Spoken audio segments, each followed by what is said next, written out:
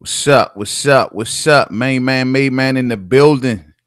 Y'all know I get down. We talking boxing.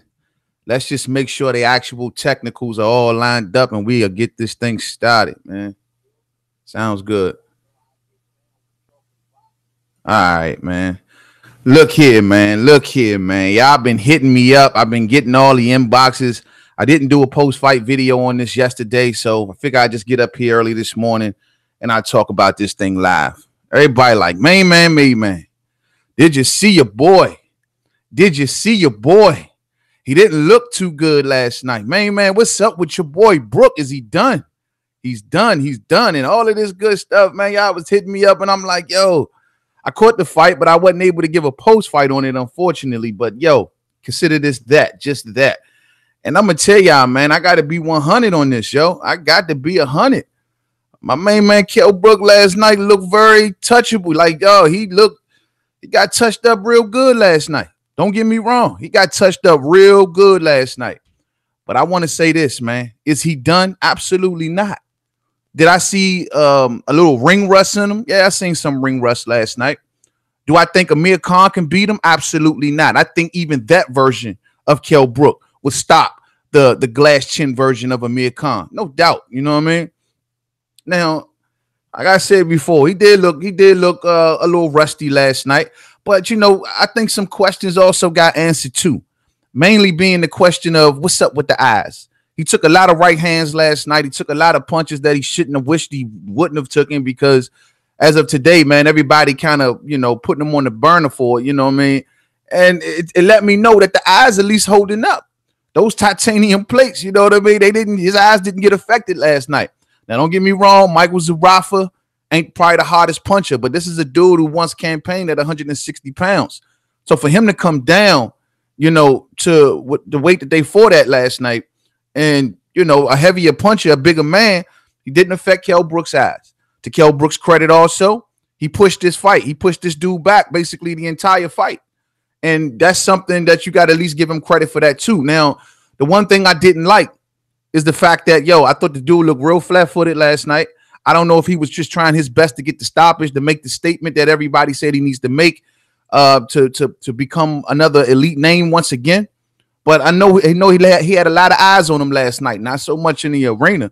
Because from what I'm hearing, man, you could have, you know, you could have hit a pin drop in that joint last night. You know what I mean? But the fact of the matter is, you know, he had a lot of eyes on him last night from a lot of other fighters. I'm sure Eddie Hearn was looking at him to see what is Kell Brook still got left in the tank?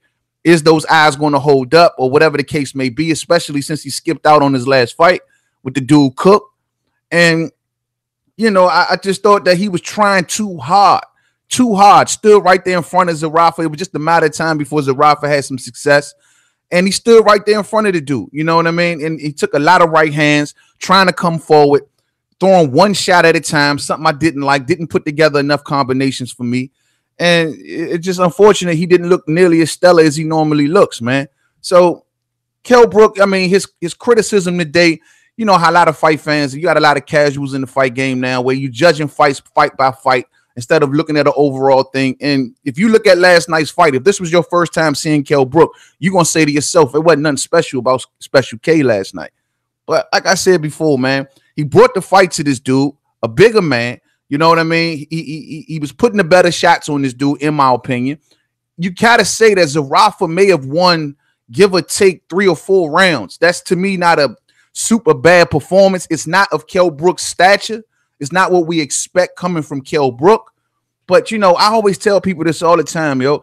Like when you constantly fighting lower tier opposition, when you are always fighting lower tier fighters, it makes it almost harder for you to raise your game. You know what I mean? I think Peter Quillen had got sucked into something like this. You fight so many lower tier dudes and you start to fight to that level. And instead of rising above that level, you get comfortable. You know what I mean? Oh, I can stop this dude. Oh, it's nothing to get this guy out of there. And so you start to fight that way. And Kell Brook, we seen him fight way better than this in many other fights. Like his head movement. I mean, he was just getting touched. I didn't see the head movement. He was relying too much on the pull counter, just coming forward, standing in front of this dude, trying to basically out muscle this guy in a way, you know, hit him with the heart, hit him harder than he hit me. And that ain't nothing that Kell Brook has always been, you know, he's always been a more skillful dude. And so it has a lot of people today like, dude, this dude might be done. He might be done. Loma let me down and not being able to stop his opponent. Yeah, we're going to get to Loma, man. I thought Loma's performance last night could have been a lot better. The thing is with Loma, though, and I'm going to say the same thing. He looked rusty. He looked rusty, and he looked like it was like a fight for the angles last night. It was super technical. You know, what him and Pedraza was doing, it was just like super technical, and both of them were fighting for the angles. They were fighting for that lead foot. You know what I mean? And the thing is with Pedraza also, he did his homework. He did his homework. Yeah, Tank was able to stop Pedraza. He stopped him and it made it look easy. But Pedraza did his homework. He studied Lomachenko. You can clearly see it because he was doing a lot of the same movements that Loma was doing. That little scoop, that little, you know, whenever you punch, they scoot out the way. That's Loma. Lomachenko is known for that. And he did it. Pedraza exemplified the same thing. And I was like, yo, I don't never remember seeing Pedraza fight this damn technical. I mean, it was like technical central in that joint last night, bruh. You know what I mean? So, but it was, you know, Lomachenko to me, when he has a dude in there who's going to fight technical with him, it makes him think. And Loma started thinking, man. He started ducking. He started trying to do everything that he pulls out of his arsenal. The only problem is getting close to Pedraza was a problem for him. Now, I ain't going to sit back and say, you know, he a bum. He's he's 3-division world champion, unified world champion. Can't say he's a bum. You just got to say he had a bit of an off night. And that's the same thing I'm saying about Kell Brook, man. I thought he had a bit of an off night. I'm not going to say this is this man's whole going forward. Oh, this fighter going to do that. That fighter going to do that. Nah, bro. Every fighter have an off night. Every fighter have an off night. And I thought last night, Lomachenko and Kell Brook both looked okay. Average at best. You know what I'm saying? Have we seen better performances? Hell yeah, we've seen better performances. But in this particular case, there comes a day, there comes a night where you just a little bit off. And my main man, Kell Brook's concern, I'm really worried about the weight, man. Like some people saying he in no man's land when it's coming to the weight. And I seen that play out last night because I thought down the stretch he started to tire. Yo, where does Kell Brook go? Should he go to 54? Should he stay at 147? It's like, man, you know, you wanna say he should go to 54, but do you think about what Charlo might do to him, what Hearn might do to him? Then you say, hey, maybe he should go down to 147, but I truly don't believe that he can go through a 12-round fight at 147 completely healthy. You know what I mean? So it's almost in that no man's land, man. You know what I mean? It's almost in that no man's land. Kell Brook is stuck between 47 and 54. Yeah, you're right, bruh. He's definitely stuck in that twilight zone of weight right now, man, where it's like, damn, where does he go? Now, I hear him keep talking up Jared Hearn, and this is the reason why I think Kell Brook definitely wants Khan so bad, because right now, either way he looks, it's not a good road for him. You know what I'm saying? I think he should go to 54, me honestly, because I'd rather for him to take the chance of being at least able to get through a full fight, you know, not weight drain, and at least have a good chance in that fight. You know what I mean? As opposed to going to 4-7 and shining for 4 or 5 rounds and then fading. You know what I mean? And that's what I think we'll end up getting if Kell Brook went down to 147, truth be told. But man, it's very unfortunate, man. It's very unfortunate because Kell Brook is such a good fighter, and I don't want to go off and say he's done. I ain't going down that road, but yeah, 54 ain't for him. You don't think so? You don't think the eyes will hold up at 154? Silver, I can't pronounce your username, bro. But yeah, man, it's too dangerous for him up there.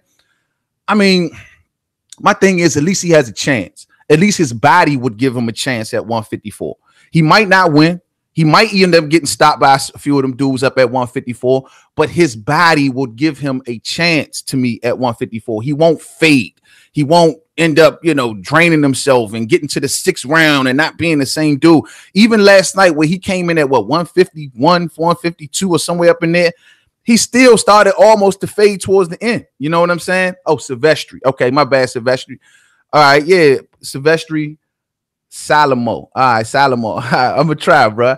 You know what I mean? But you know, even at last night's weight, man, I didn't think that he fought that fight, you know, all the way through at full, you know, at full Kell Brook. You know what I'm saying? So, man, I like I said before, man, it wasn't the greatest performance in the world, but yet and still, he got the job done. He pushed this dude back, a much bigger man. He pushed this dude back the entire fight. He hit him with the more decisive punches. And in my opinion, it wasn't even like a close fight. It was like even the rounds that Brook was edging out. He was edging him out barely because he was getting touched up a lot. But the fact of the matter is he still edged a lot of the rounds out. He won way majority of the rounds. He brought the fight to this dude. It's just that on the skill level, it looked like some things were missing last night. The footwork was the head movement was you know what I mean? And it was just like, come on, bro. You got to bring it better than that. I think Loma is recovering from injury. He's not throwing the right hand until the 11th round. Yeah, and as a Loma case, you got to remember, man, the dude coming off surgery. So you got to give him that. You know what I'm saying? You got to give him that. And yeah, unfortunately, the surgery could have affected him one way or another, but every fighter get ring rust, man. Every fighter get ring rust. And also, you can't diminish the other opponent by saying, oh, this dude is just, so bad. No, the opponents put in work. Pedraza put in work last night. I think he studied Lomachenko last night. He knew that Loma was going to come. A lot of that technical shit that Loma was doing, it was working, but it wasn't working. You know what I mean? It was working as far as throwing Pedraza's timing off, but Pedraza started to get it down. He downloaded and he processed Lomachenko, and he gave him a hell of a fight. What's up with you, Brooklyn Child? Brooklyn Child boxing talk in the building. What's up with you? What's up with you? You say what? Oh, I didn't see the Kell Brook fight, but a lot of people said Kell looked shaky.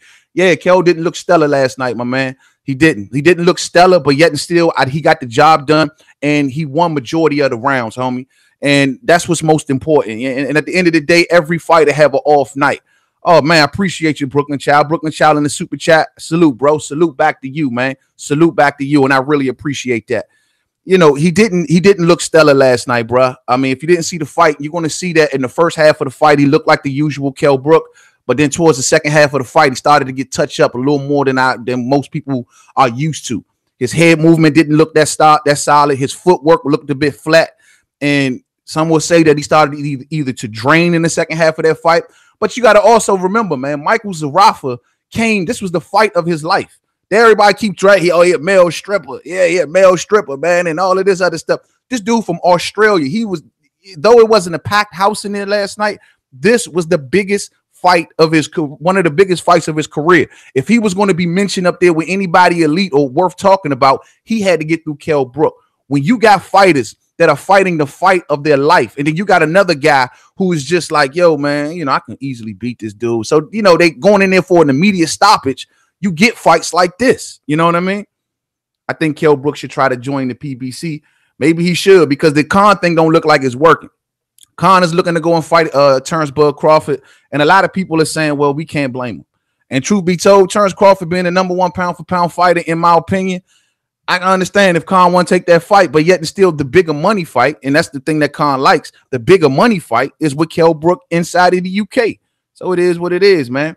Yeah, Eddie Hearn ain't shit. Yeah, man. Eddie Hearn is the one that fed Kell Brook to the wolves. Let's not forget. If it wasn't for Eddie Hearn, maybe Kell Brook's career would have went a little bit different, man. Just a little bit different. Con Crawford will be confirmed this week. Oh, okay. Well, in that case, if that happens, Sean Burke, we all know that if Con goes off the fight, Terrence Crawford, that's going to be the final fight in the deal that he signed with Matchroom. And pretty much the Kell Brook fight going to go bye-bye. But then again, who knows? Because Kell Brook been such a sucker for Con, man, where it's like no matter what Con asks him to do, he'll do it. And I'm going to be real, man. After watching last night's performance, if Con is asking for Brook to come down to 147, that might really affect him, man. I mean, I'm sorry, man. That may really, really affect him, because I don't think Kell Brook, man, at 147, he'll struggle with Con, man. That weight thing for Kell Brook is major. It's becoming much more major than I thought. And he fades in fights, man. And I'm telling you, bringing him down to 147, that's scary, bro. That's scary. Con will never get in the ring with Brook. Everybody know he's going to suffer the worst embarrassment of his career if he decided to do that. You know what I'm saying? Y'all see Vasyl Lomachenko last night called out Mikey Garcia.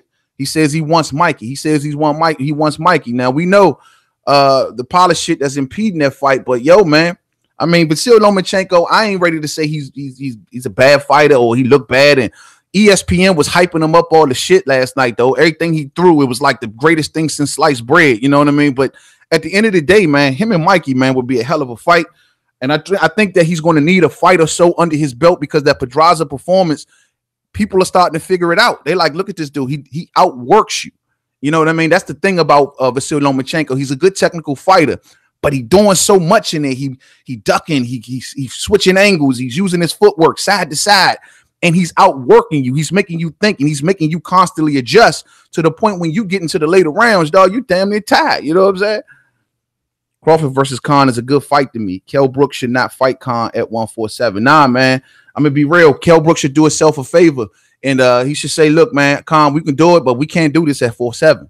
And it's going to take Amir Khan to lose. It's going to take him to lose against maybe a Terrence Crawford and see that his road at the elite level is ending before he takes a fight with Kell Brook. And that's where Kell Brook might have more leverage. Unfortunately, though, right now is the best time for them to make the fight. But, yo, Khan is playing with him. He playing with him, dog. He just toying around with him like, man, he messing with him. He ain't going to give him that fight, man. He's just not going to do it. Brook loses to anyone at 154 and 147. It was sad seeing him last night. Looked like he's shot to pieces. I ain't ready to say he's shot right now, Sean. That's one performance. Michael Zarafa, he ain't a stellar name. He ain't nobody to talk about. Yeah, Kell Brook should have got him out. Yeah, Kell Brook looked real vulnerable last night. But I'm just going to say it was a bad night. It was a bad fight, and it was a bad night. I'm not ready to give up on Brook just yet. I need to see this dude perform at the 54 level. I need to see him perform against another elite fighter. Fighters rise to the occasion, man. You know what I'm saying? They should do a 150 catch weight. None of those dudes are champions. I agree. It's going to take Khan to lose, bro. It's going to take Khan to lose. It's going to take Amir Khan to take a loss against Terrence Crawford and see that he has nowhere else to go. Keith Thurman ain't going to give him a fight. Porter ain't going to give him a fight. I don't know. You know, it's going to take for all of that shit to be exhausted. And then he's going to look at Kell Brook and say, well, yeah, well, now we're here to fight. When Kell Brook talking about something, oh, I'm here for the next 3, 4, 5 years. I listened to him in this post-fight interview. I think it's crap. I think it's all crap. Like you said, Sean Burke, Brook is 33 next year. Yeah, he getting up there in age. And to be honest with you, he's talking a little slower than me. But I think it's crap. He's looking for that calm fight and maybe even check out after that. I know he's sitting back like, where do I go at this point? And yo, stay away from Hearn right now, man. Stay away from Charlo right now, man. There was a time I was calling for that fight. But after watching him last night, where he's in no man's land when it comes to this weight, it's just concerning to me. He's switching trainers. Dom Ingle wasn't with him last night. This was the worst we've seen Brook look in a while, and he left Dom Ingle. Dom Ingle wasn't in his corner last night, man. So, I mean, even they show like little cut screens cutting to Dom Ingle, and he ain't look happy. You know what I'm saying? He ain't look happy. 154 is no way against any of the top fighters. They will definitely end his career. Yeah, man. Mungia, Hearn, Charlo. All of these dudes up there, man, they are all hard punches. And these dudes will look at Kell Brook like, yo, you are vulnerable, cuz, and I'm coming right at you. They're not going to give Kell Brook no slack if he comes up to 54. We know Jared Hearn was welcomed in that fight. He wanted to fight. And it ain't like that, you know, Kell Brook will have a problem with getting those fights. They look at Brook as food. They look at Brook as, dude, I can get a good name with Kell Brook on my resume, and yeah, we're going to take this to the bank. That's how they look at Kell Brook. It's on Kell Brook for him to rise to the occasion. He needs to stop fighting these C-, C+ level fighters because he's getting too comfortable. I saw no body work last night. I saw nothing going downstairs. I seen him just doing that typical pull counter bullshit. You know what I'm saying? That pull counter, looking to come back with one shot. He was landing some good shots early, though. Those first 5 rounds, man, I thought the stoppage was going to come. I'm going to be 100. I thought the stoppage was going to come. The uppercut was landing flush. The left hook was looking good. The right hands was firing off accurate, but then it started to slow down and he started to get touched too much. You know what I mean? Kell Brook is such a talented fighter. In my time watching boxing, Kell Brook is one of the most mismanaged fighters I ever. Bro, Brooklyn Child, I couldn't agree with you more, man. Eddie Hearn, man, ought to be ashamed now he moved Kell Brook. I wish Kell, you know, in this case, you know, Kell Brook left Frank Warren. He should have just stayed his ass with Frank Warren, but he once again was chasing Khan. When Khan made the move and came to America and he started to get the big name fights, Kell Brook wanted the same. The problem was that Frank Warren at the time could not pull those fights. It was a time where Kell Brook was supposed to be the mandatory to Manny Pacquiao in the WBO. Frank Warren couldn't close the deal. This is what made Kell Brook jump ship and come over there to Eddie Hearn, chasing Khan. You know what I'm saying? It's always been a chase for Khan his whole career. People think that this shit just started the last couple years. I have a video where I did the research. He has been chasing Khan, bro, since the day Khan came out of the amateurs. Since the day Khan came from the Olympics, he's been chasing Khan. And that's real talk. Were all Eddie's first sign. Brook, Froch, and Darren Barker were all Eddie. Yeah, you're right. You're absolutely right. And the thing is, out of all 3 of those fighters, my man, It's Kell Brook who was mismanaged the worst. Kell Brook was a world champion down at welterweight, where he had a world champion, and yet and still Eddie could not pull a decent name for him. You know what I mean? He forced him to go up to face Gennady Golovkin. But once again, I put a lot of this on Brook's dumbass, because Brook is the one wanted to outdo Khan. Khan goes up to fight Canelo. Brook wanted to go up and fight Gennady Golovkin. You know what I'm saying? Brook then sees a chance to come back down and defend his title, which a lot of people thought he could have been stripped for because he waited so long. And he wanted Khan before he wanted Spence. You know, all of the medical extensions and all of that he applied for, that was trying to give Khan time to make up his mind. Let's just be 100. Khan chose not to fight Brook again, and then Brook had to take the Spence fight. You know what I mean? So all of this chasing Khan, we can say Eddie mismanaged him, which in a lot of cases I would have advised. I wish Eddie would have advised otherwise. But yet and still on the flip tip, Brook was chasing Khan his whole damn career. And that is the downfall of Kell Brook more than anything. You know what I mean? In my opinion. And that's just me. And I'm a Kell Brook fan, the biggest Kell Brook fan. And I think Kell Brook would have gave everybody at welterweight a run for their money. But as of today, he has chased Khan so much where he's made bad decisions throughout his career, bro. At least Khan got slept versus Canelo. Brook took serious punishment. Yeah, Brook not only took probably serious physical damage, but he took serious mental damage. And that's what's most important. You know, a lot of people, I seen a lot of comments about last night's fight, and they were like, well, Brook looked like he's scared to get hit. Brook didn't look like he was scared to get hit. Brook looked like he was there to be hit. That was the problem. He looked like he was there to be hit. He didn't move his head. You know what I mean? Like the head movement just... Though he got caught up on the ropes. One time, I think he got hit by Michael Zarafa by like a 3 or 4 piece combination. And I was like, God damn, yo, move, get out of there, bro. Like, what are you doing? I mean, he got caught up on them ropes. Boom, boom, boom, boom, boom. And I was like, hold up, man. No. And if that was anybody with some really respectable power, who knows what might happen behind that, man. Kell can't fight like that. He can't fight like that. But one of the questions that I was answering for me was Kell Brook's eyes. And that was the most important thing I took away from last night, because in the Lomachenko fight, you know, we didn't get that. We didn't get no answers on that. But his eyes held up, which lets us know physically he can get in there with a good fight, a decent punch. He wasn't mismanaged. The stabbing after the Porter fight interrupted his run. Yeah, but UK, you're right. The stabbing after the Porter fight, it interrupted his run. And I didn't blame him for taking the JoJo Dans and the Frankie Gavins fight. I didn't blame him for those. What I blamed him for was going up 2 weight classes to take on Gennady Golovkin. I thought that was part of the mismanagement. And then on top of that, dropping back down 2 weight classes where you know you're already struggling to make 147. See, people got to understand, bro. Kell Brook should have been left welterweight. He should have left welterweight after the Carson Jones fight. Remember in the Carson Jones fight, he fought well. He didn't fight so well in the first one. Then they came back at a catch weight of what, 150, I believe it was, and he shined. He should have always been able to move up from welterweight. Kell is hesitant to leave welterweight because at the time there was no names at 54. Now that 54 is flooded with names, now he at a point where it's like, oh shit, you know, I don't know, what should I do now? Sif Bud in the building. What's up with you, homie? What's good with you? You have people saying he lost last night. I had Brook winning 8-4. Same score here, 8-4 in my opinion. And most of those 4 that I gave for Michael Zarafa, I gave it to him down the stretch, because I got to admit, man, Kell was getting touched. He was getting touched. And I just thought he was getting touched from a skill point of view. Like, you're not adjusting, bro. You're doing the same 1-2 step. You standing in front of this guy. You're looking to hit him hard, then he hitting you. Your head movement is limited. You know what I mean? Your footwork is non-existent. What are you doing? To his credit, though, he was bringing the fight to this dude, and he was sitting on a lot of his punches. I really think that Kell just wanted the stoppage last night.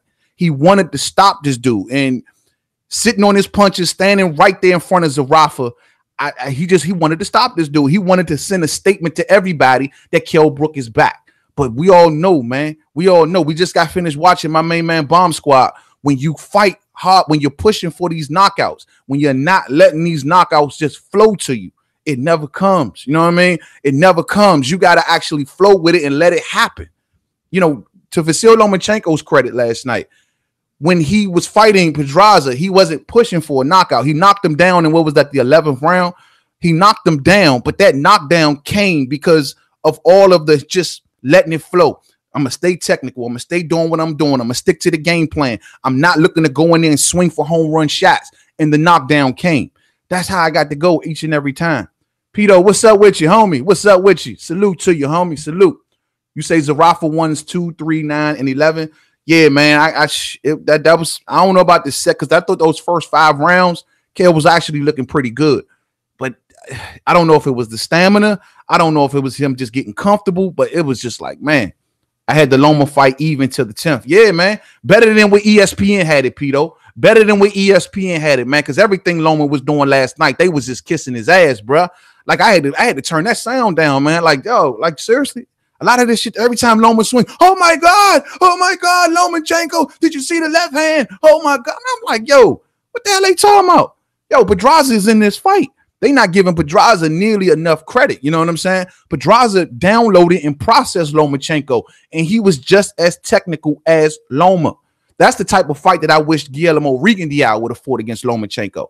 Wouldn't have went in there off some just trying to, you know, duck up under punches. He processed Loma. He studied Loma.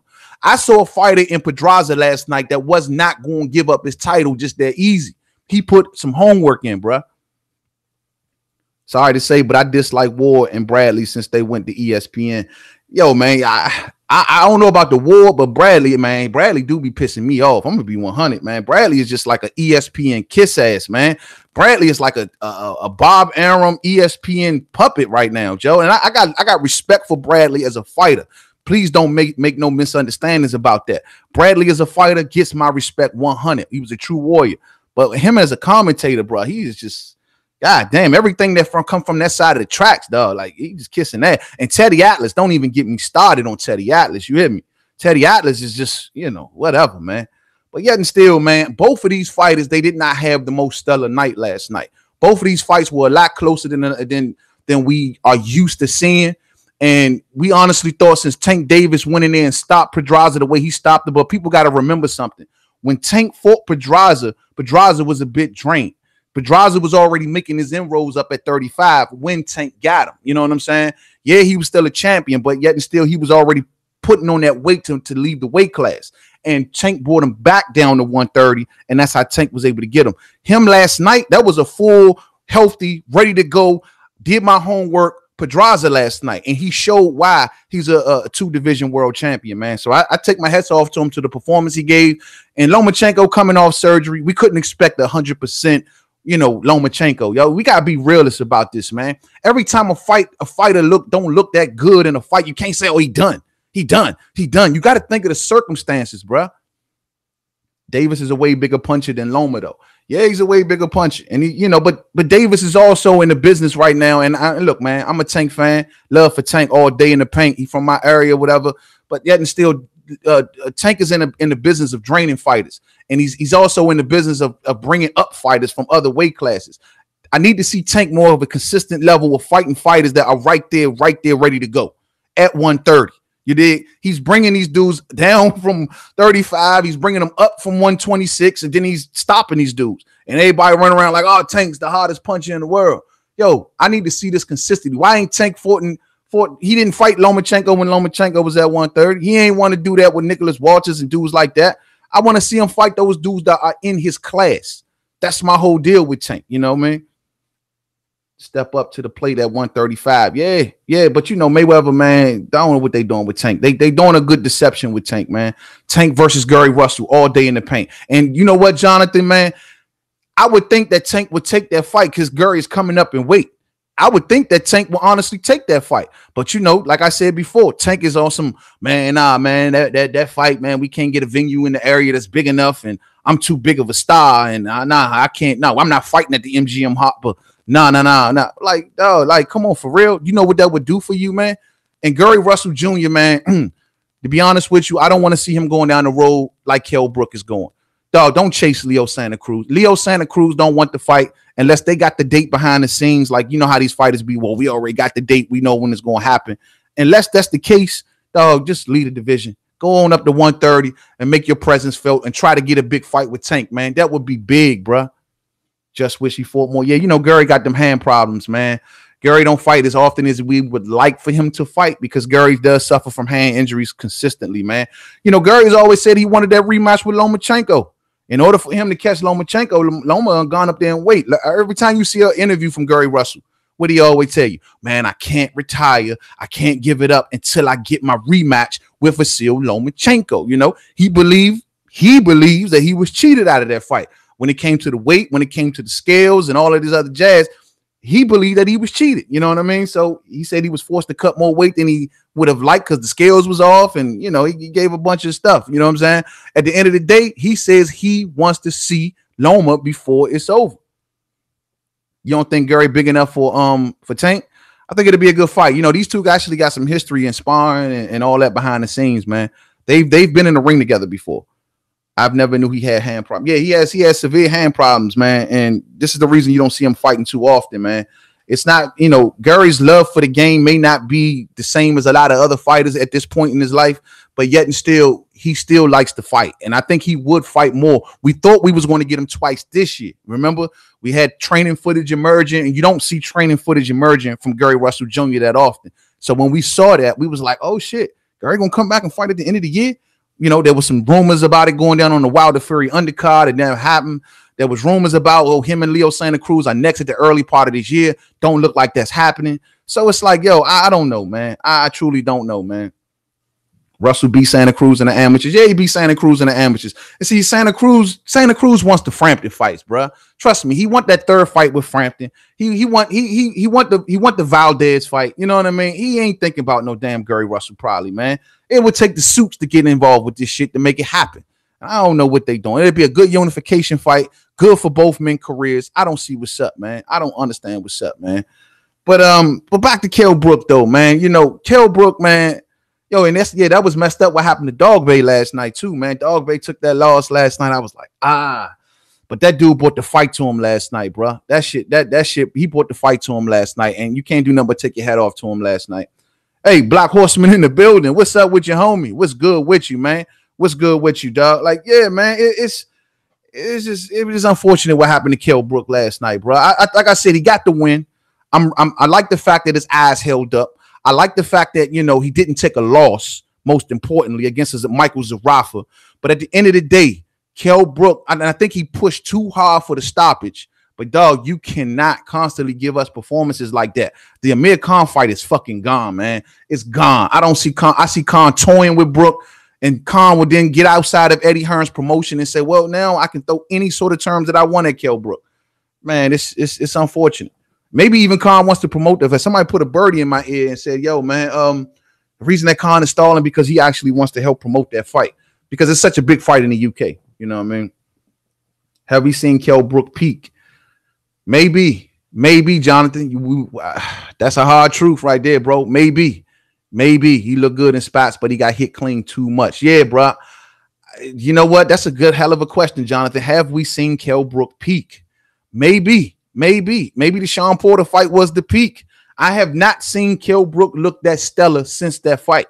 I mean, honestly, I ain't at that level. The way he fought that fight, sticking to the game plan, his power, his accuracy, bruh, I haven't seen Kell Brook look nearly that good since that fight, homie. I truly didn't, man. I don't know if Khan jaw can hold up though, man. Brook's still a strong dude. Yeah. I still think I told you at the beginning of this video, I do think he still stops Amir Khan. But the problem is Khan is going to use this type of situation to say, oh, Kell Brook looked bad against a male stripper. Oh, he couldn't get in there with a male stripper. So why should I fight him? I'll fight him whenever I want to.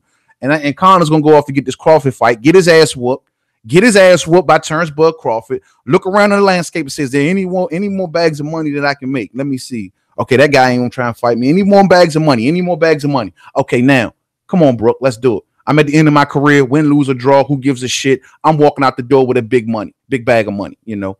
Man, Kell Brook used to be the most technical fighter than me. I think Triple G and Spence took too much out of him. Yeah, that could be the case. I just don't know yet, bro. I mean, man, it's a hard call, bro. I mean, I think the Triple G fight did take a lot out of him. The Spence fight, maybe so much too. But I truly think that Kell Brook is a rise to the occasion fighter. You can't keep fighting these lower tier level opponents. You get comfortable. You get into the mindset of I can stop this dude. I can stop all of these until you start slacking. And he ain't being pushed. I listened to Kell Brook in his post-fight interview. He said, yo, man, when you in there with these kind of dudes, you're not nervous, you're not scared. So certain things are not kicking in. You're just sitting there like, and it's going through your head, man, I can beat this guy. I can stop this guy. I'm supposed to stop this guy. So it's not much of a threat. You know what I mean? And you get comfortable.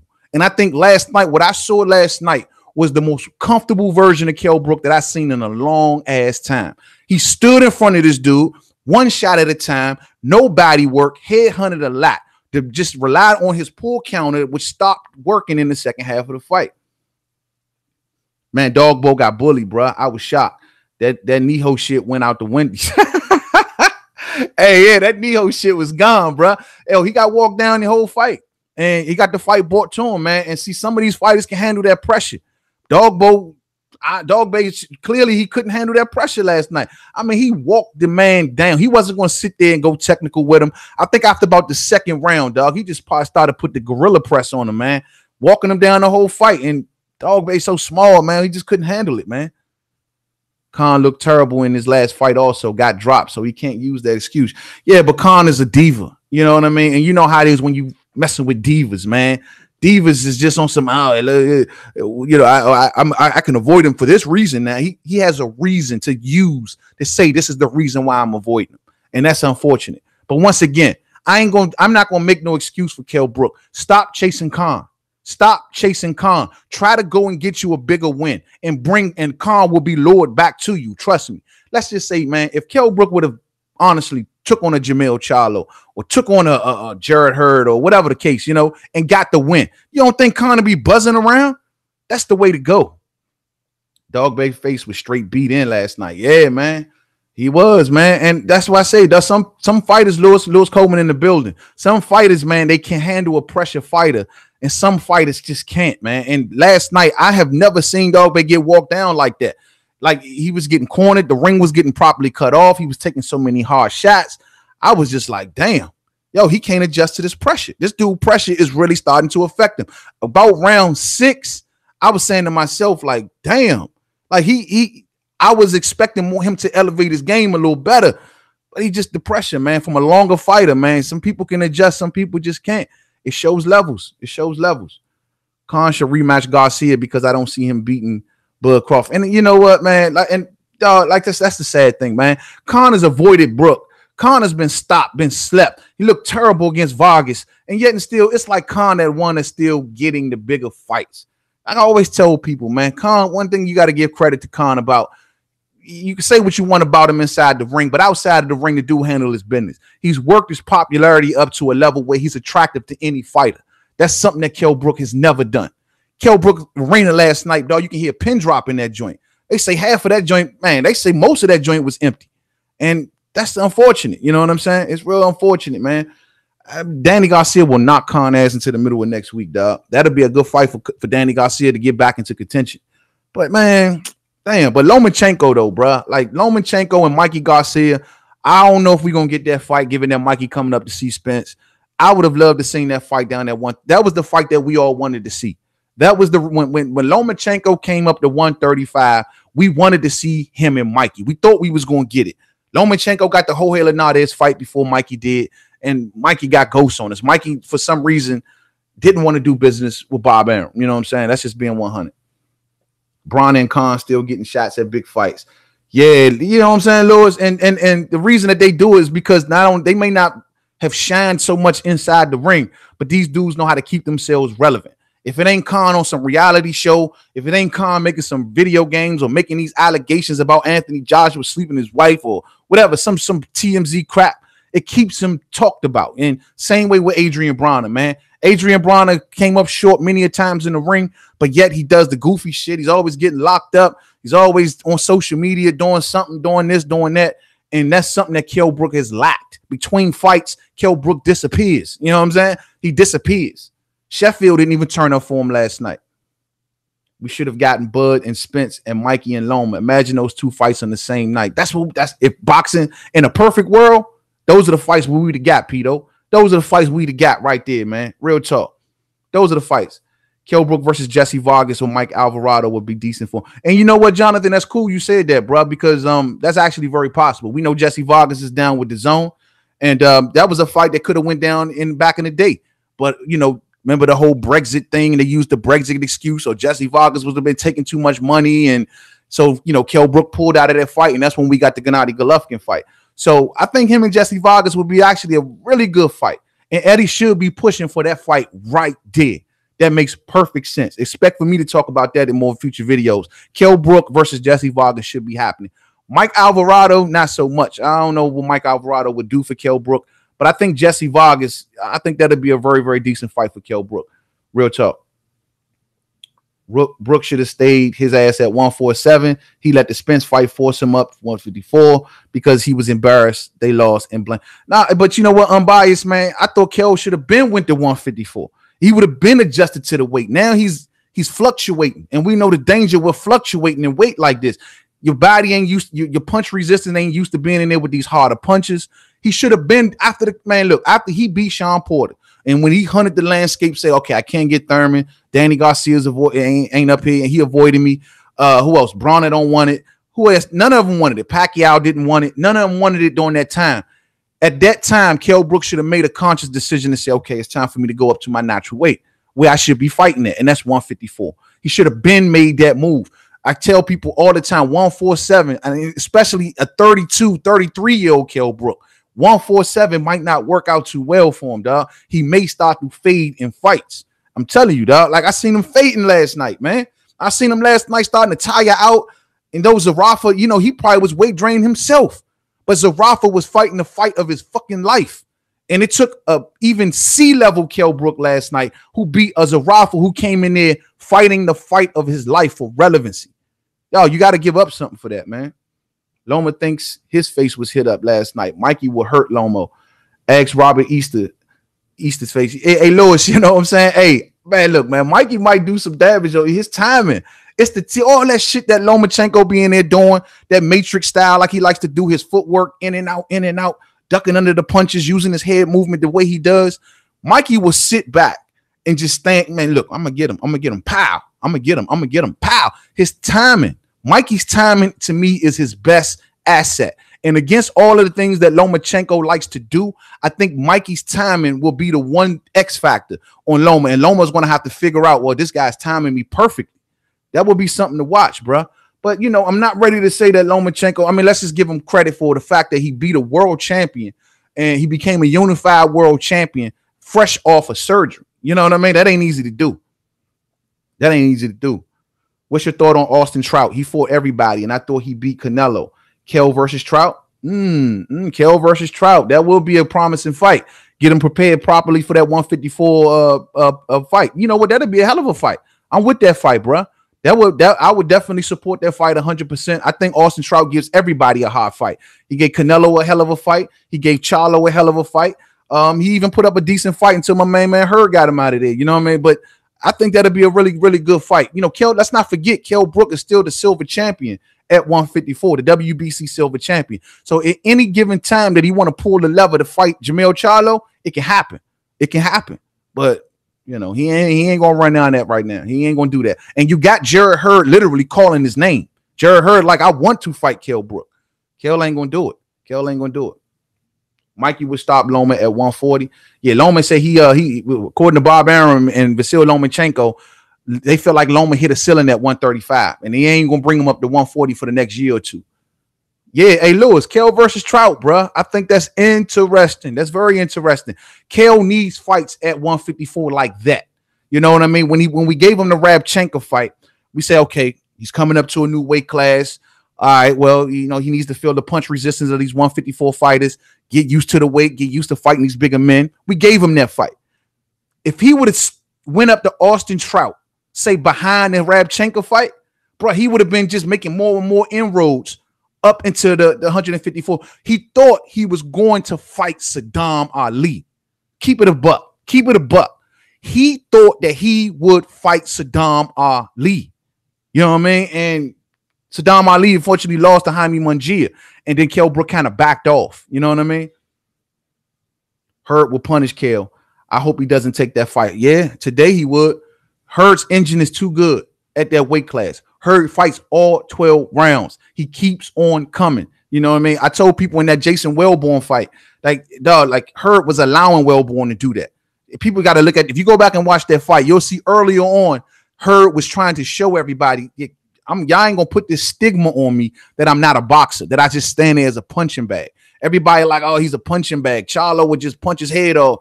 He was trying to show the public in that last fight, I can box. He was working behind the jab. He was moving his feet, and it looked almost unlike Hearn. But if you look at Hearn earlier on in his career, that's how Hearn honestly started out fighting. You know what I mean?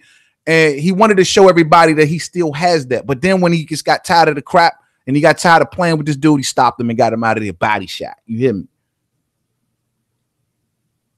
The Loma at 140 right now, I don't think he can handle progress. I don't think Loma wanted to even go up to those 140 fighters right now. I mean, right now, nah, bro. I mean, you can't look. You got to give him. The dude ain't even got 15 fights yet, and he moving through these weight classes so fast. It will catch up with him. I don't care how skillful you think you are. You ain't even got 15 pro fights under. I understand your amateur career and all of those big fights, all the hundreds of fights you had. This is the pros, and you want to blaze through these weight classes like that. Dog, you're going to get to 140, and I think he's going to get a rude awakening. So it's smart for him to stay at 135 for right now. Mikey could have had that fight, bro. Mikey could have took that fucking fight. I don't care what nobody say. Mikey could have had that fight. Mikey, I don't know, whatever reason. I think it has more to do with him and Bob Aaron's relationship than him avoiding Vasyl Lomachenko. But Mikey could have took that fight, just like he could have had the Jorge Linares fight. He could have took that fight. Yeah, I met her at the Barclays. He a big 154. Yeah, bro. Yo, I remember when Hearn in his last fight before the last one he had. Remember he had to cut like 10 pounds in one day. Like Hearn a big dude, dog. Like he squeezes down to 154, and given that he's still kind of young, he can squeeze down to 54 and still have a decent engine. That will be the thing that will get Kell Brook ass out of it. Not only the hard punching of Hearn, but Hearn is a chip away fighter. So Hearn will be going deeper into a fight, constantly laying hard shots on Kell Brook. And I think that's what we catch up with Kell, man. Kell is still semi-fading in fights. And, man, I don't know. This new trainer that he got, man, these new dudes that he working out with, man, I hope they can bring a better element to his game. Because last night, that was the flattest I seen Kell Brook look in a long-ass time. And that's without Dom Ingram. Who's the better Charlo? Who's the better Charlo? Good question. I got to go with Jamal all day. You know what I'm saying? Jamal is the fucking boogeyman, bro. Like, nobody at the weight class wants to see him. That just tells you this dude knocking down people with jabs. See, Jamel Charlo, just this newfound confidence that he got is because of him linking up with Derrick James. You know, Jamel Charlo before Derrick James wasn't nearly as dangerous of a Charlo. You look at his knockout ratio. You know what I'm saying? He, since linking up with Derrick James, sparring Earl Spence Jr. in the gym constantly, this did something for his confidence. This now got him feeling like that young, hungry lion because he feel like, yo, he possessed the Dragon Balls now to say, yo, I can beat and stop anybody. You know, he was feeling himself a little too much. Remember going on Ronnie Shields' gym? Oh, I stop everybody in that gym. I stop Laura. I stop everybody. And he started feeling himself. And that wasn't Jamel Charlo prior to Derrick James. You hear me? Just joined, but I think Loma is overhyped, bro. First half of the fight was boring. Yeah. Boxing comments in the building. What's up with your homie? Yo, man, I think what it was is that it was a technical bonanza in that joint, man. Like both of them men fighting for the lead foot. Both of these men fighting for position, constantly feinting all the feints and the tip tap shots, the titty tap shots, nothing with no kind of conviction on it. You know what I mean? And so I can understand why you say that, man. But it was a lot going on in that first half from a technical standpoint. But even in the second half, bro, it still was just as technical, man. It's just that Loma, for some reason, wasn't putting his foot on the gas. He wasn't walking through that front door. He knew Pedraza, man, was doing. He processed him. Pedraza did his homework, bro. This is what you get when you got one fighter saying that, you know what, I'm going to study this guy and not just go in there with some I'm better than him type shit like Rigo did. Rigo went in there with some, you know, even though he was a smaller man, we know Rigo shouldn't have been at that weight class. But the fact is, Rigo went in there with I'm just a better fighter. And I'm not even going to study this dude type shit. You know what I mean? Hearn and Thurman have switched styles. Hearn at the beginning was more of a boxer. Now he's more of a brawler. Yeah, exactly. Exactly. Yeah, it's like they did some doppelganger shit, man. Like, I don't know, man. But Hearn, man, Kell Brook, don't do it, bro. Don't do it. After watching you last night, I think whatever someone said earlier in the chat, Austin Trout versus Kell Brook would be a good decisive fight to see exactly what Kell Brook is. Kell Brook needs to see where he's at and leave Khan alone. Don't worry about Amir Khan. Just worry about where you at. Pedraza tried to fight at Loma's rhythm, but versus Tank or Mikey, bad news for Loma. Man, Tank need to make a move, bruh. I want to see Tank make a move, and I want to see Tank make a move, either go up or do something, man. But this fight that he has coming up, I'm not inspired by it. You know what I mean? The Abnormales fight they talking? Not inspired by that fight by far. You know what I mean? I'm not inspired by that fight by far. Once again, he bringing up another 126 fighter. We see this too much when it comes to Tank, and people be thinking I'd be like, nah, no, you ain't giving him his props, bruh. Tank is bringing up smaller fighters. He's done this too damn much. You know what I'm saying? Too much. I need to see him compete with the dudes in his class. Why he can't? You know, he chasing the name of Abnormales. Why can't he fight one of the other fellow champions at 130, bruh? Like, for real, man. And if not, then if you want to fight somebody from 126, fight Gary Russell Jr. That's what I like to see. They do great for your area, man. That's the only thing, man. You know, I got love for tanking his power and all, but I need to see this on a consistent basis against 130 fighters. You know what I mean? People be like, yo, man, it's only 4 pounds, man, it's only 4 pounds. Nah, man. Pedraza tried to fight at Loma's rhythm, but versus Tank. Oh, no, I just heard that. I gave Pedraza props, even though the commentators won't admit it. He did better than they gave him credit for. Yeah. And you know those ESPN commentators, man, they super biased when it comes to Lomachenko, dog. That's why I told you, man. They was giving Lomachenko all kind of credit. I was just like, let me turn this shit down, because Timothy Bradley is getting on my damn nerves. I can't even stand listening to Teddy Atlas when he's talking about Vasyl Lomachenko. That dude, man, I don't know where Lomachenko ends and Teddy Atlas begins. You know what I'm saying? Like, it's terrible, man. You know what I mean? Like, the ass kissing over on ESPN that they got for Lomachenko is, dog, we see this play out all the time. HBO did the same thing with Gennady Golovkin. ESPN gonna do the same thing with Lomachenko, you know, so on and so forth. You know what I mean? If I am a Kell Brook, I fight Khan and ride off into the sunset. I think Brook can end up hurt if he fights 3 more fights. Look at Superman. He in a coma. Kell look bad. Kell looked very limited last night, bro. Yo, what's up, M Star in the building? What's up? Yeah, Kell looked very limited last night. I did not like what I seen last night. I know he's better than that. We've seen him better than that. I mean, what is up with these new trainers, bro? They need to add some elements to his game. Or go back to Dom Ingle. Go back to Dom Ingle or something, bro, because that is something you cannot do. Why the hell was he? I mean, Lewis, let me ask you this, Lewis. I think that he was just really going for the stoppage last night, and he tried too damn hard, bro. Like, he was standing on his punches. He stood right there in front of this dude. He was standing right there in front of this dude. He wasn't getting in. He wasn't getting out. His head movement was slow. His reaction time was slow. The body work wasn't existent. Was he trying too hard for the knockout? Could that have been it? Who is more exciting? Low punching Hearn, KO wins, or Loma's low punching? UD wins. Both are in my book. I like Hearn style, bro, because it's like a Michael Myers. I'm gonna walk you down. Ain't nothing you can do to hurt me, and I'm gonna keep coming. And he stays consistent to the body. You remember, I always go back to the Erislandy Loa fight. The left hook to the body was the punch that won that fight for him. Because no matter what Hearn would get hit with, no matter what he hit Loa with, that left hook was always coming at the end of that combination. Boom, and it was just landing right there on the side. He tried to end the fight early, yeah, but made it look bad. That's what I think it was too, bro. I think that with Kell, he stood right there in front of the dude, sitting on them punches, firing off one shot at a time, trying to go for the KO. No, these fighters can't keep getting caught up in the mix, trying to make a statement. You know, listening to the commentators, listening to the crowd, instead of fighting your fight and flowing. You want to go in that joint and head hunting and stand in front of, oh, let me show everybody that I can take shots. Oh, let me show everybody that my punching power is what it is. When you started getting lowered in, your mentality starts to look weak. And this is one of the things I always say about Charlo. Like, dog, with Charlo, what gives her the edge over Jamel Charlo is the fact that Charlo listens and responds to everything. And when you are that kind of fighter, it plays out in the ring. Look at what just happened to Bomb Squad. Bomb Squad could have had a much easier time with Tyson Fury fighting his fight, going down to the body. But instead, he listened to the crowd. He seen the bright lights, and he said, I want to stop this dude. I want to stop this dude by any means. It never plays out like that, bruh. It just don't. You know what I mean? To me, Hearn walks people down, so I'd rather Hearn style. Same here. I'd rather watch Hearn style, man. Loma, don't give me something. Loma, his style is something. It's a matrix, bruh. It's something to watch. He does a lot of little nuances in that ring that if you've ever boxed before, if any of y'all in the chat has ever been an amateur boxer or a boxer yourself, you know the things that Loma does, those little things that he does is something to watch.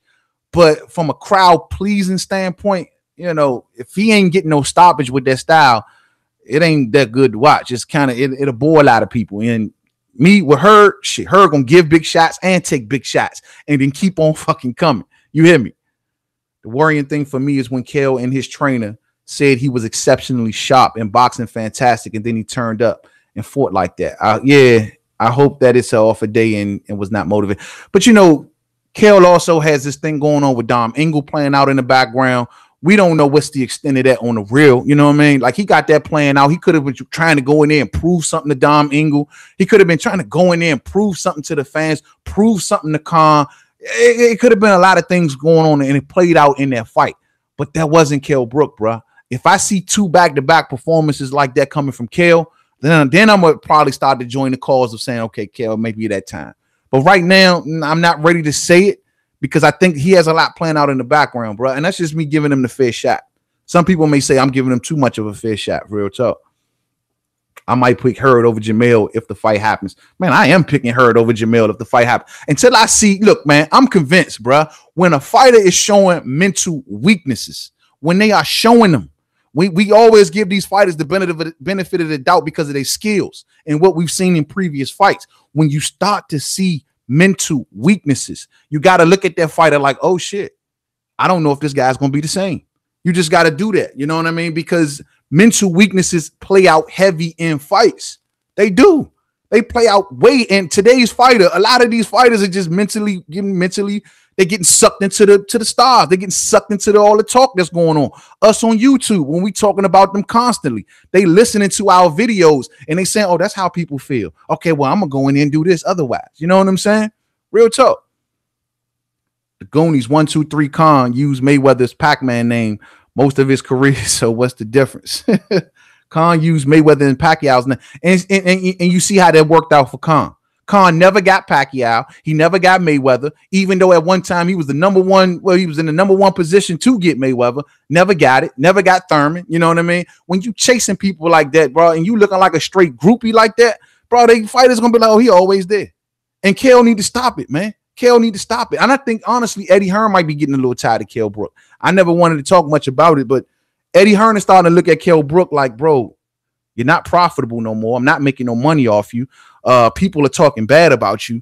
I think Eddie Hearn gonna start to cut his eyes at Kell Brook. Kell Brook needs to do something fast for his career, and this is being honest. He needs to do something fast because if he loses Eddie Hearn, I don't know if he comes to PBC. Some people saying he should come to PBC, whatever the case may be. But I really believe that Eddie Hearn, I think him and Eddie Hearn's relationship is not, you know, on a business level. Eddie is starting to look at Kell Brook. It's not looking at him as a profitable fighter no more. That place was empty last night. Sheffield didn't even come out and support the man last night, Joe. Sheffield, his own hometown. They ain't even come out and support him. So I'm telling you, man, like, Eddie gonna start to look at this cat like, yo, what it is. Who has Brook beat? Almost got beat by Porter.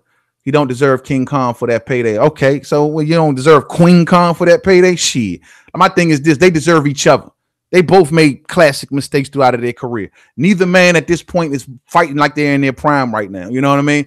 Dog, this does good for the sport of boxing in the UK. How could you go against that?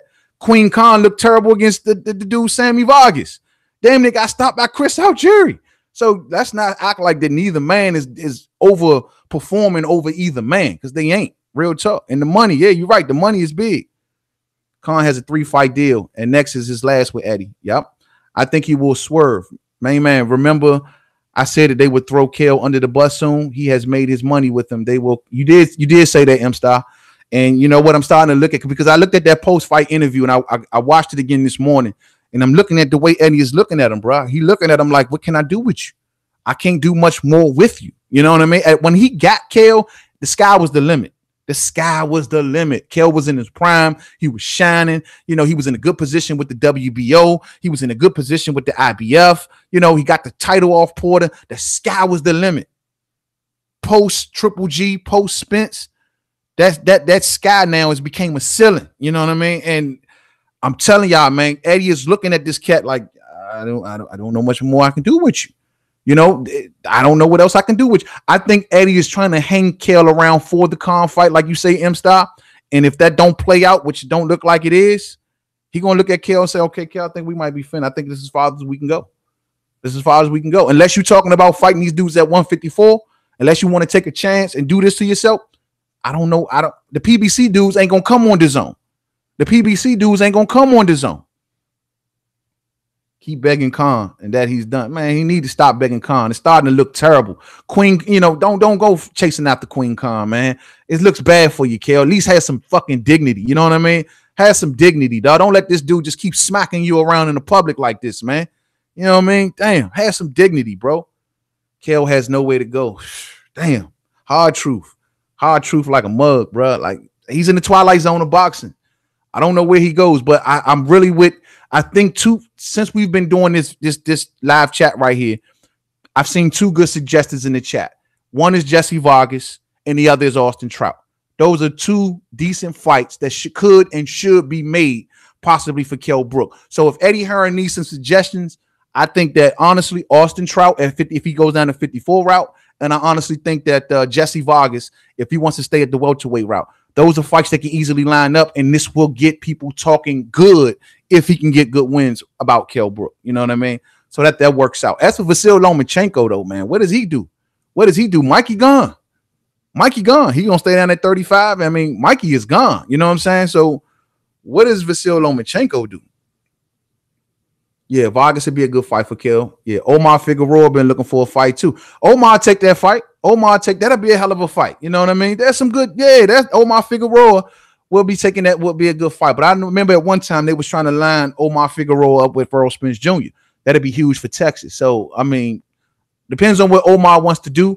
I was dying to see that Omar Figueroa versus Adrian Bronner fight. Man, I was hoping we could have got that fight, bro.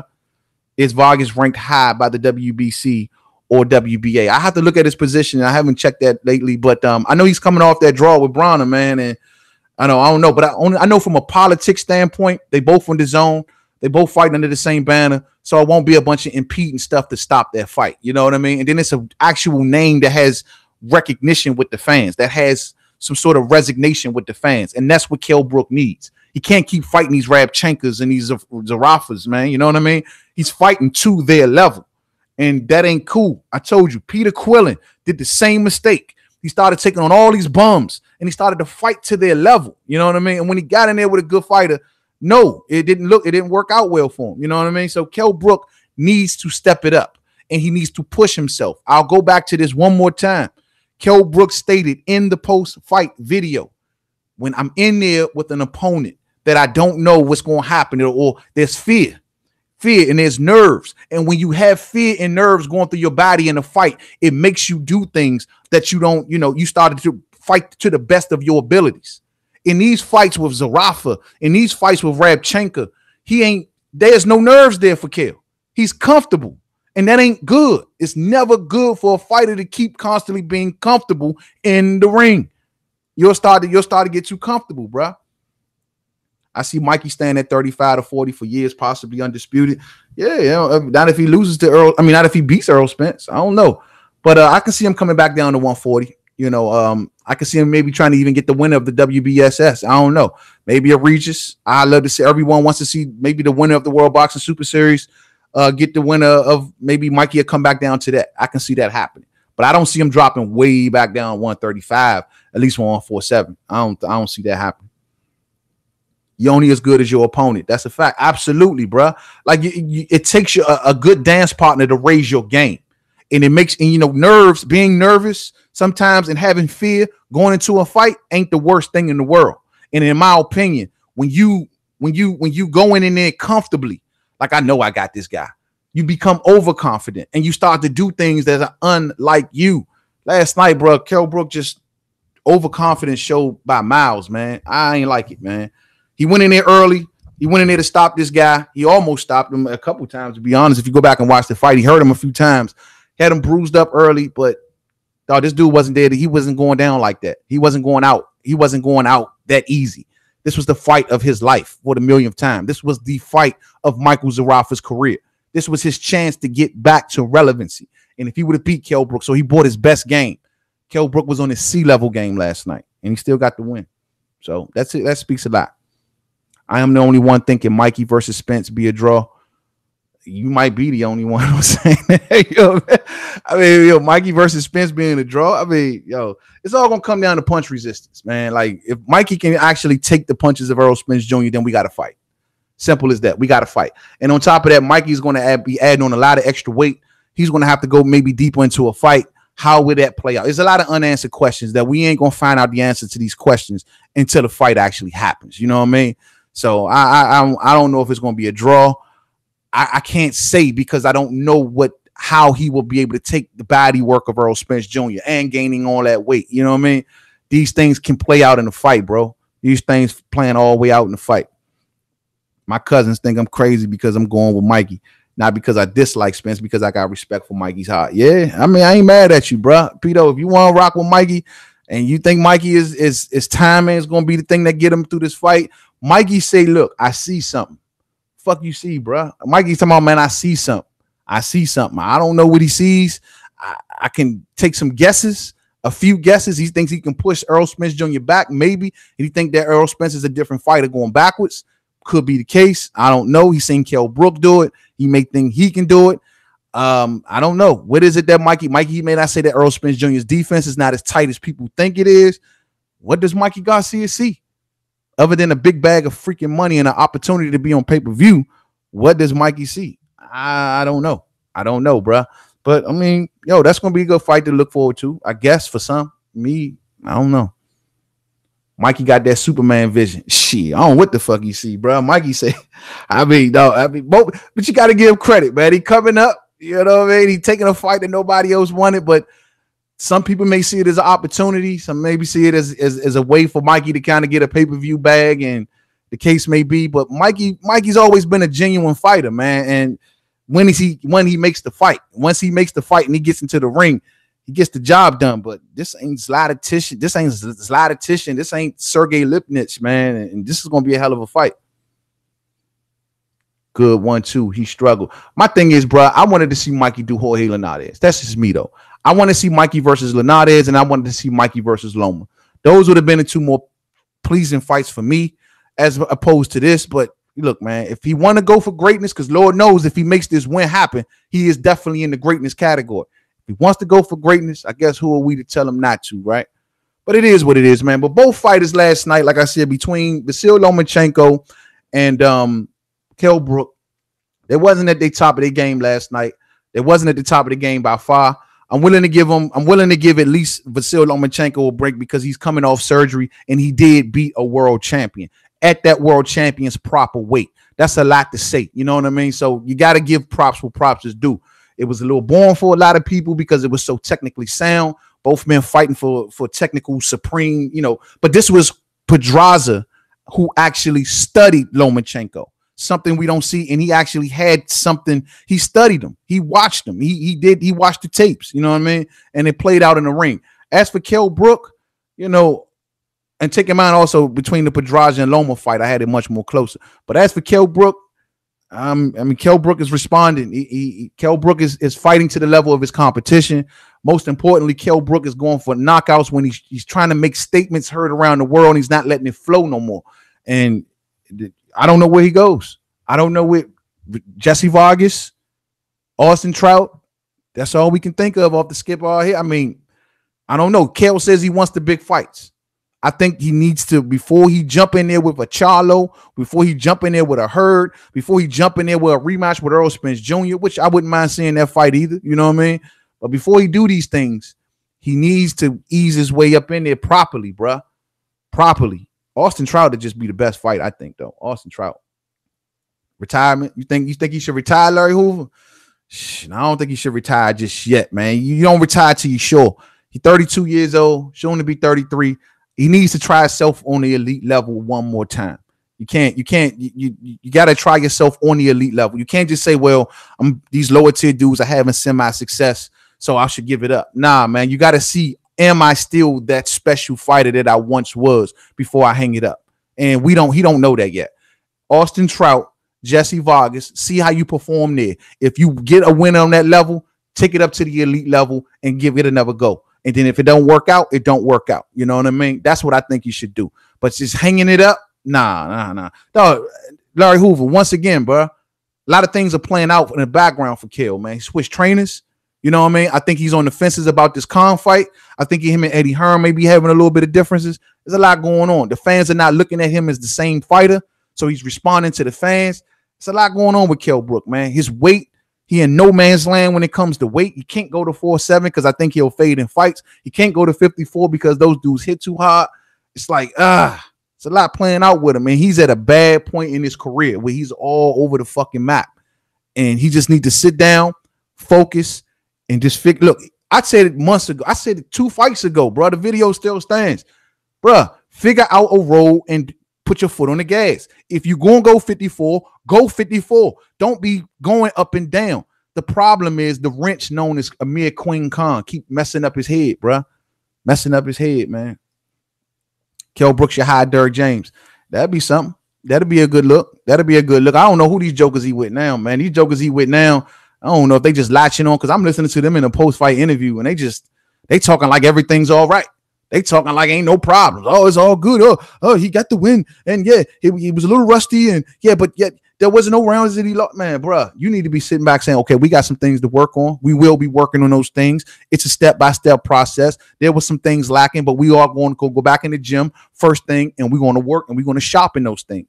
I ain't hear that kind of talk, man. I ain't hear that kind of talk, man. But, you know, it is what it is, man. So Kell Brook, man, yo, people watching, and people are now counting out Kell Brook. So he has a reason to rise to the occasion. Fight fans, I see y'all comments, bro. Y'all are counting Brook all the way out. Y'all saying Brook is done. Dog, I seen it. And yeah, John Fuchs is a relatively unknown, more amateur coach, new and up and coming. Yeah, man. Yo, not good.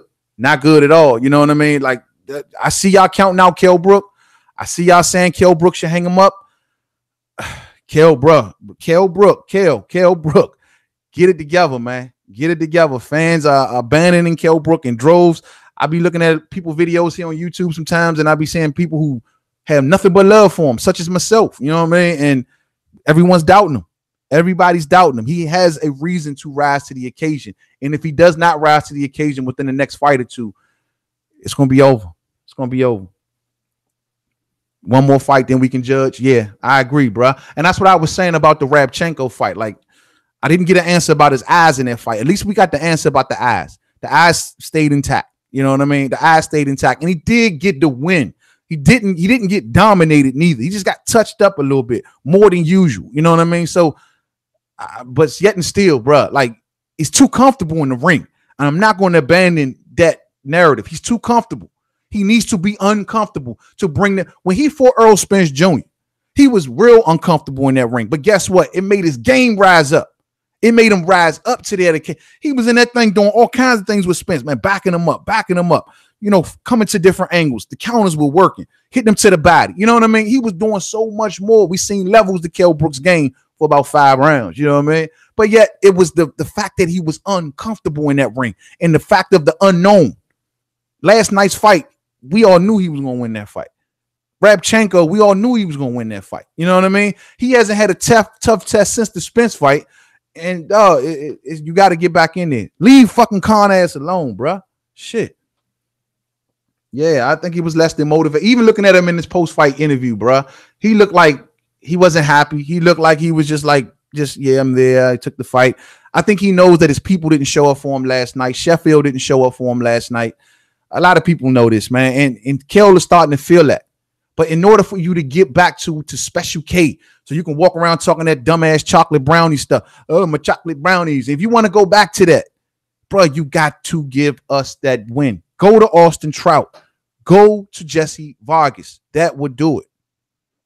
That Sean Isaac's in the building. What's up, homie? Just joined. Your boy Brook had an uninspiring performance, though, man. Same with her getting touched like that. Yeah, it was uninspiring because fighters are getting comfortable, man. And no one's, when you, like I said before, Sean, when you're comfortable, this is what you get.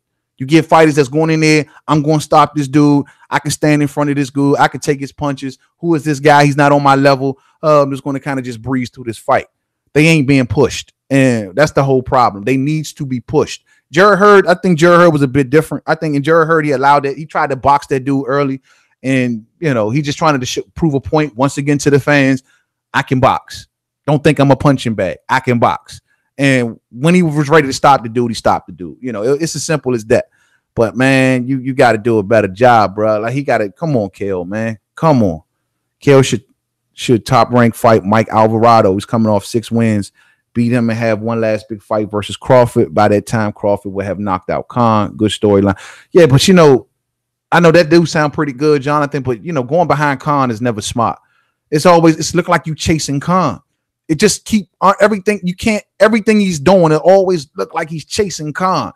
It's like when Khan reacts, Kell Brook has a reaction. That got to stop. That got to stop, bro. Kell needs to focus and go down his own path. Khan will come if he has success on his own path. With Kell, in my opinion, I would like to see him go to 54, personally. You know what I mean? Only reason I think he has any reason to hang around 4-7 is if he want to rematch Earl Spence Jr. Other than that, I want to see him go to 54. I think he will shine at 54 if he just believes in himself. You know what I mean? But he don't believe, for some reason, he don't believe in himself at 54, bro. I mean, he talks a good game, but he don't believe in himself at 54. I would honestly want to see him go to 54. It would be good fights, man. He has good boxing ability. The only problem is, will his dog come out against a Jamel Charlo? Will his dog come out against a Jared Hearn? His boxing ability has been decent, but like those fighters fight on dog, man. They dogs, bro. Not a fan of Bronner being awarded the Pac-Man payday, but have to admit, the smack talk had me entertained. Yeah, it's funny, but you know, other fighters deserve it more. But Bronner is a dude who never turned down fights. Bronner is an entertaining ass dude.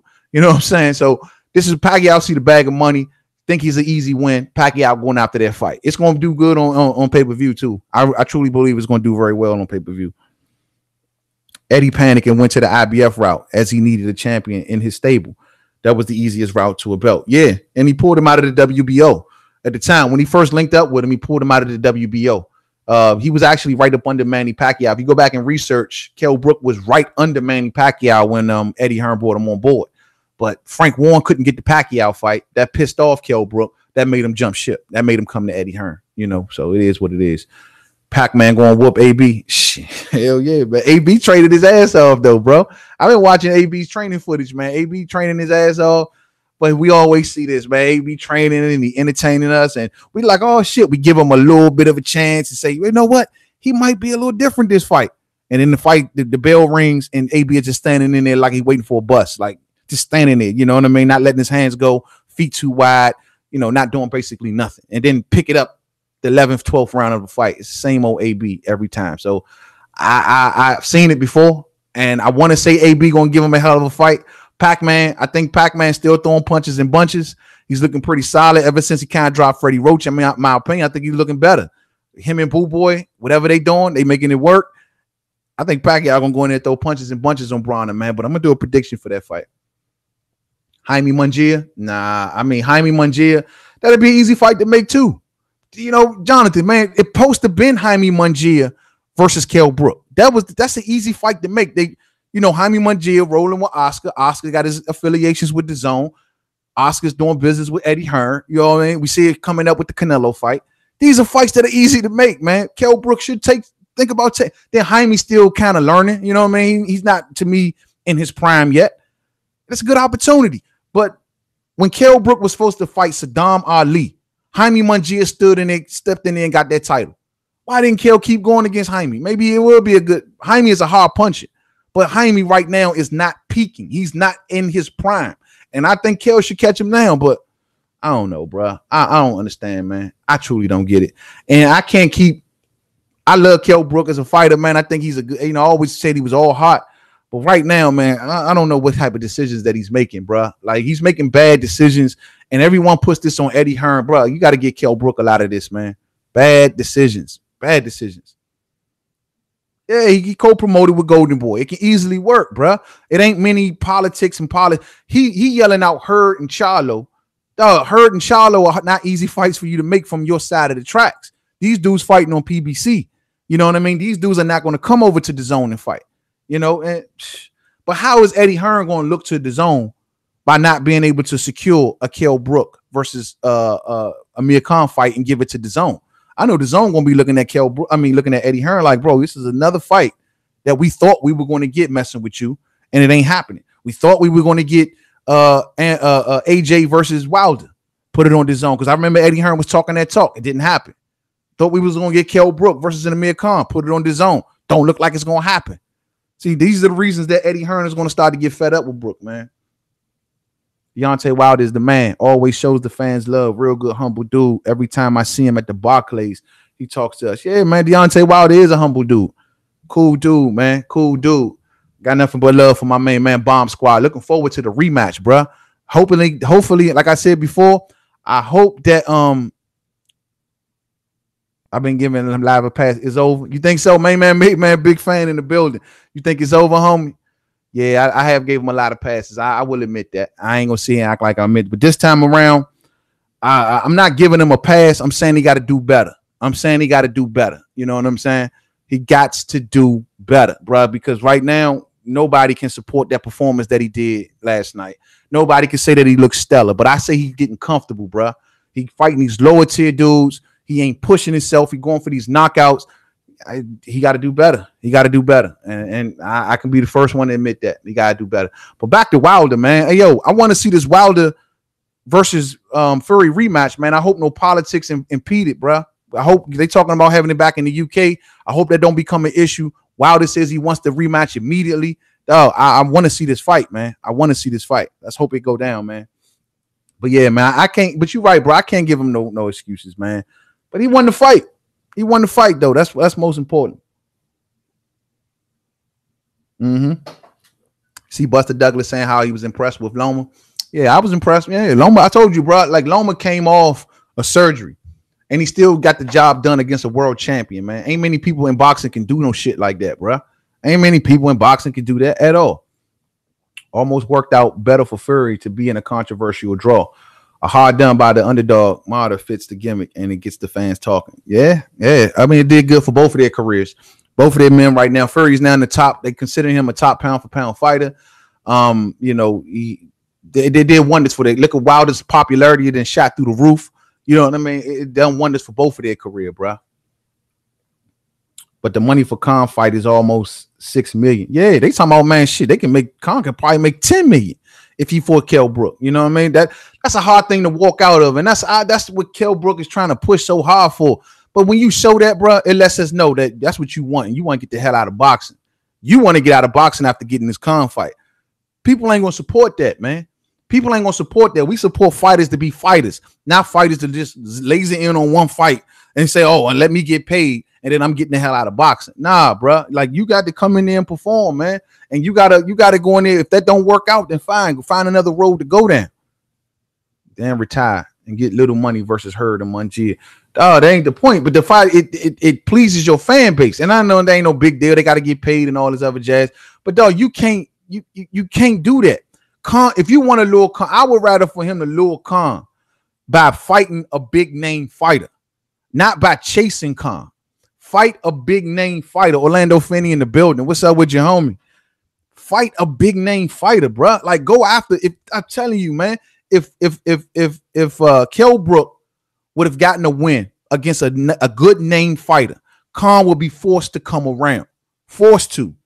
But chasing Khan, doing everything he tell you to do, kissing his ass every time. Oh, well, Khan don't want to fight me. Khan don't want to fight me. I did this. I gave him that. I conceded this. It don't make you look good, and it ain't gonna bring Khan around no faster. I wonder what makes Khan such a big cow. He ain't the best boxer out there. I wonder what kind of business move he do to make big money. Yeah, I remember main man, big fan. He Khan is. I don't give him much props in the ring like that nowadays. But one thing I gotta give him, man, this dude is on his business. He's always been on his business. I told you, between fights, there's a lot of articles you can look up and see all kind of stuff that Khan is involved in, from building gyms to going to third world countries to spending time at different religious functions. He do a lot, man, to keep his brand hot amongst his fan base. Kell Brook disappears between fights. You know what I mean? He disappears. Nobody sees him, man. And that's the problem, you know. But Khan has always been a good businessman. He on reality shows. You know what I mean? Like he's constantly doing things. And most importantly, he's in charge of his own career. He don't give nobody total control over his career, whether it be Eddie Hearn, whether it be Al Heyman when he was rolling with Al Heyman, whether it was Frank Warren when he was down with Frank Warren. Khan never gave nobody total control over his career. He moved like he wanted to move. And that's one respect I will always give Amir Khan. A lot of fighters can learn. You know, Khan may have a glass chin. He might be Queen Khan, the diva, the whole nine. But when it comes to business, Khan is a smart cat, man. He's a smart cat. I'm always hating on Khan because he run from fights. I'm not hating on Khan, Johan. I'm not hating on him. Though he run from fights. I don't support fighters that run from fights. You know what I'm saying? At the end of the day, man, you know the fight we all want to see. You want to even see it yourself, Johan. You know you want to see it. It's the fact that he won't give us the fight that the whole boxing world been wanting to see since forever.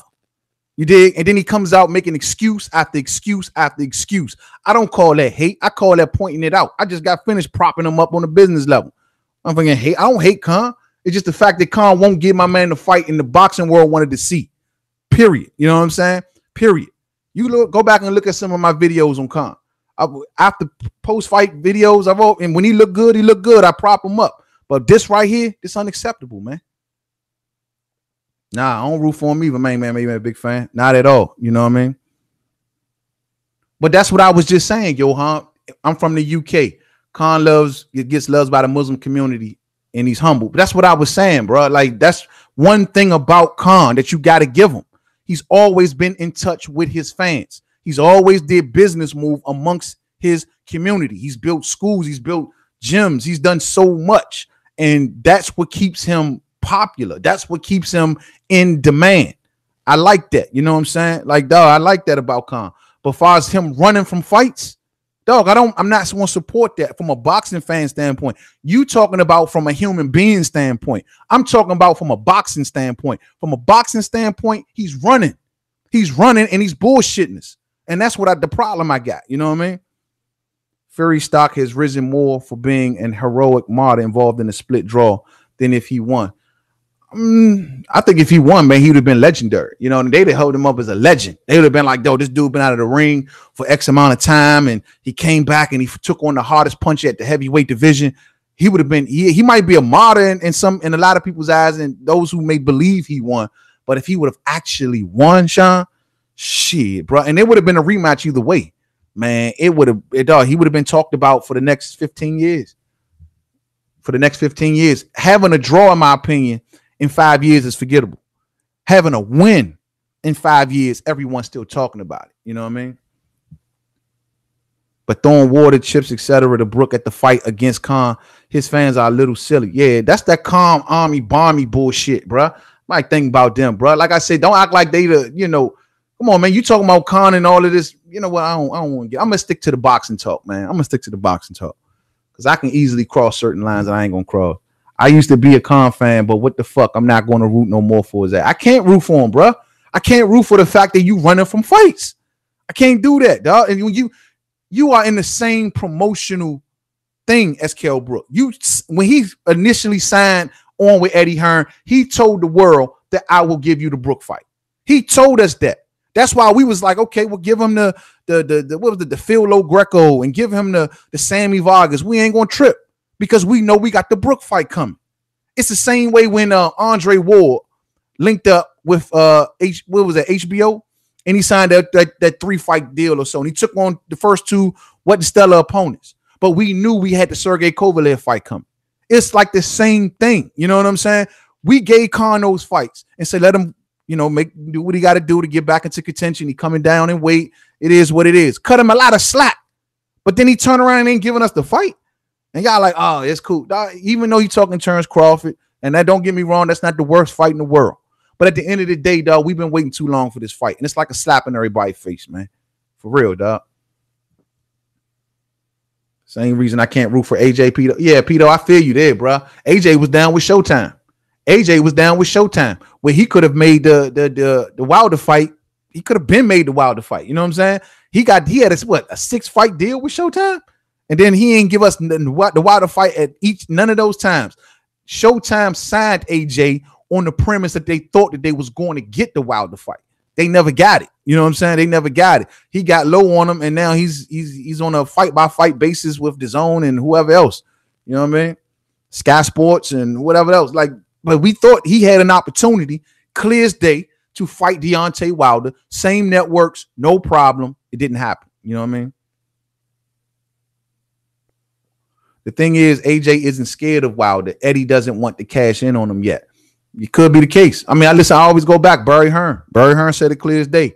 You know, I think honestly, maybe if it was up to AJ, the fight would have happened. But AJ is listening to his guiders, and they're telling him not yet. Not yet. Not yet. Barry Hearn said it. Anybody who want to challenge me on it, Barry Hearn said it. The tape is out there. It's everywhere. Everybody heard it. You know what I'm saying? Barry Hearn said it, period. 2019 or 2020. Yeah, they're going to let this Fury saga play out. They ain't going to have no choice. For one, the fans, that's what we want to see now. The AJ fight is second. I'm being real, at least in here in America. The AJ fight is nice now, but right now, we want to see the unfinished business done between Tyson Fury and my main man Bomb Squad. You know what I'm saying? That's where we at right now. That moment. You don't get but so many moments, bro. You got to take advantage of these moments. You know what I'm saying? These moments, and that's what I'm saying about the Kell Brook situation. You only get but so many moments, and you let the moments pass. You know what I'm saying? It's gone. Now AJ let that moment pass. Well, guess what? All attention now is on Tyson Fury and Deontay Wilder because he let those moments pass. Listening to certain people, the fight gonna always be there. The fight gonna always be out there, bro. If Wilder take a loss, it hurts the prestige of that fight in a way. You did. If Fury takes a loss, same thing. You could have had it when both men was totally undefeated. You know what I mean? Somebody could have been two undefeated heavyweights. All these belts in the mist. It could have been something really, really special. But you let moments pass. You know what I mean? You can't do that, bro. Can't do that. No, Broner gonna get his black ass whooped, but I'm turned for the fight. Broner will always make me watch his fights. I hope Broner let his hands go, bro. That's the only thing. If Broner let his hands go, it'll be an entertaining fight. I know the build-up gonna be funny as hell. I'm already expecting the build-up to be off the hook. Fury picked up AJ slack. That's a fact. Absolutely. And it shouldn't take a fighter to come out of being on drugs and mental issues and all of this other jazz to come from out of the woodworks and say, oh, well, you ain't gonna fight this man. I'll fight this man. You dig? Like, dog, he let it. Come on, man. That moment just disappeared like that, bro. Disappeared. And now look at AJ. He gonna be fighting Dillian White versus Dirk Chisora winner. Is that what he gonna do? He gonna be fighting the IBF mandatory. What are he gonna do? In Pulev? What is he gonna do? Those are less attractive fights than what the hell he could have gotten in this. He's passed up a history-making moment to go and take on those fights. Come on, man. Come on, man. Did you follow Eubanks Sr.'s career? Mostly shown in the UK in the 90s. Great Panamanian villain and time in UK boxing. Ben versus I got respect for Chris Eubanks Sr. His son, that's a different conversation. No doubt about it, Sean. Loma has trouble with taller and longer fights. Yeah, but you know what, Dirk? Pedraza did his homework, bro. He was taller, he was longer, and he was just as technical. And he adjusted real good to Loma last night, man. Now, give Loma a couple more fights post-surgery. But if Loma, people going to be looking at it like, dog, you can't go in there and tiring yourself out. That's what Pedraza did better than anything. Swinging for the fences, trying to take Loma out. Nah, like what Nicholas Walters did. Nah, he goes into this fight like, I'm going to be just as technical as you. You know what I mean? I'm going to be scooting in and out, scooting side to side. You know, they were both doing it to each other. And some people may say, yo, it was boring. But yo, man, I thought it was a solid technical fight, man. I got to get out of here, fellas. Pleasure talking boxing with you. Main man, salute. Salute, Pito. I appreciate you for popping in, homie. Real talk, man. I appreciate you for popping in. I appreciate everybody for popping in, man. Matter of fact, I'm about to get ready to shut it down myself. But I wanted to get on here, man, and I really wanted to let everybody know how I felt about Kell Brook. If you missed most of the stream, please go back and listen to the replay. But yet and still, Kell Brook, do better. Do better, homie. Do better. Make a decision on your career. Stop following Amir Khan. 54 or 47. I prefer 54, but being in no man's land, being in the twilight zone of boxing right now, you need to make a call, bro. Make a call. I think Jesse Vargas, I think Austin Trout, those would be decent fights for you. But, dog, just sitting around fighting these lower tier dudes, you getting more and more comfortable in the ring, dog, it's not a good look. It's not a good look by far. So I hope he get it together. As for Vasyl Lomachenko, congratulations to him. Now a unified champion down at 135. Man, yo, coming off surgery, shit, man, that's not easy to do. I don't care what nobody say. And I think I think Vasyl Lomachenko is still the real deal. ESPN need to stop kissing his ass so much, though, for real. That Salido loss is going to haunt him.